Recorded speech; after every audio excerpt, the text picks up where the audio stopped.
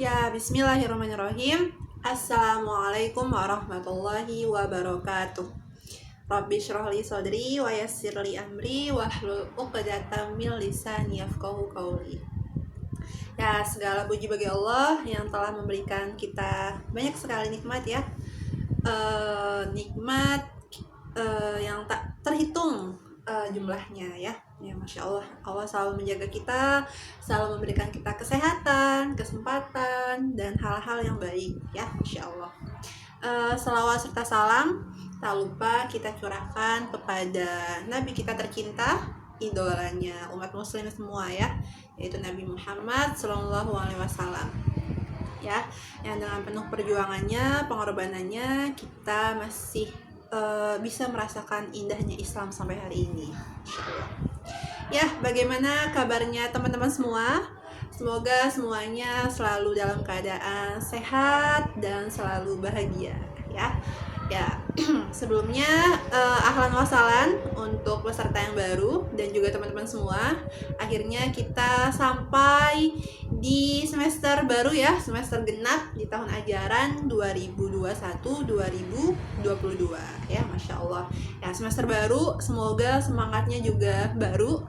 Kita akan kembali ke rutinitas kita setiap hari Minggu pagi ya, mulai setoran lagi, mulai semangat buat ziyadahnya, buat murojaahnya, dan interaksi dengan Al-Qur'annya ya.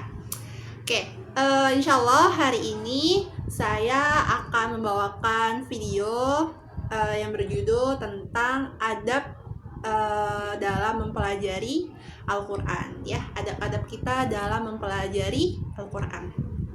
Insya Allah nggak banyak poinnya ya, pasti teman-teman semua pasti sudah tahu ya. Nah, ini hanya mengulang saja.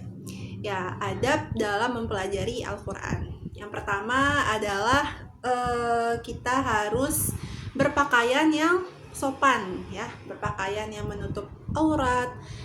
Terus juga kondisi fisik kita juga harus bersih, terus juga harus rapi ya. Pastinya kalau misalnya kita belajar offline harus sudah mandi ya, sudah berwudu, terus memakai baju yang sopan, yang bersih, baju terbaiknya ya.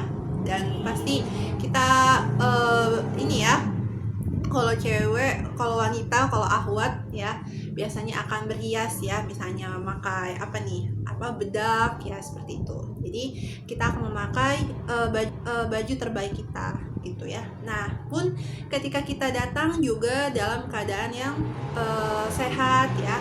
Terus juga ketika masuk ke dalam majelis ya, ketika kita sudah sampai ke dalam kelas atau misalnya saat online ya, kita juga harus bersikap sopan ya kepada guru dan kepada teman-teman sekelasnya yang lain ya, ketika datang mengucapkan salam ya, terus juga menyapa ustazahnya, menyapa ustadznya ya, dan juga bersikap baik kepada teman-teman sekelasnya yang lain gitu ya.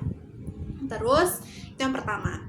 Yang kedua adalah kita harus bersemangat ya, bersemangat yang tinggi, punya semangat kegigihan ya, punya kegigihan, bersungguh-sungguh, terus berfastabiqul khairat gitu ya, sangat semangat, apalagi ini masih awal ya, awal semester. Jadi kita harus punya semangat yang tinggi ya, karena kalau tidak sekarang kapan lagi ya. Jadi kita harus selalu memupuk semangatnya, terus kembali memperbaharui niatnya untuk terus mengejar menjadi hafizah ya.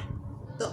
Terus selanjutnya adalah memilih waktu belajar ya, memilih waktu kapan kita harus berinteraksi dengan Al-Qur'an ya.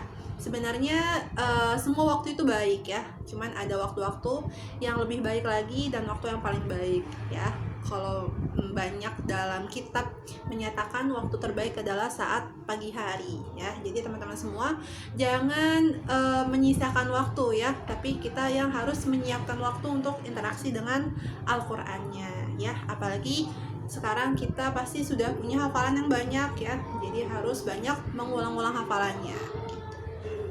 Ya, terus yang terakhir adalah kita harus berguru kepada guru yang kompeten ya. Kita belajar, kita apalagi ini adalah belajar pedoman hidup kita ya, belajar Al-Quran. Jadi harus mencari guru yang kompeten, mencari guru yang jelas agamanya, terus ilmunya, dan juga kapasitas dalam Al-Qurannya ya. Insya Allah guru-guru DMK semuanya sudah memiliki itu semua ya. Jadi jangan seperti saat Ustadz kemarin dalam kajian ya, harus belajar kepada guru ya, karena kita nggak bisa sendirian, kita harus berguru. Jadi kalau menghafal Quran itu harus ada seorang mentornya gitu ya, seorang gurunya untuk bisa membimbing kita menyelesaikan hafalannya ya. Jadi itu saja adab-adab dalam mempelajari Al-Quran ya. Pastikan kondisi fisik kita, terus juga penampilan kita baik ya, terus semangatnya harus dijaga, terus waktunya harus disiapkan, dan juga berguru kepada guru yang kompeten ya. Insya Allah dengan seperti itu belajar Qurannya akan menjadi berkah dan mencapai ridho Allah ya. Itu saja, sekian dari saya. Wassalamualaikum warahmatullahi wabarakatuh.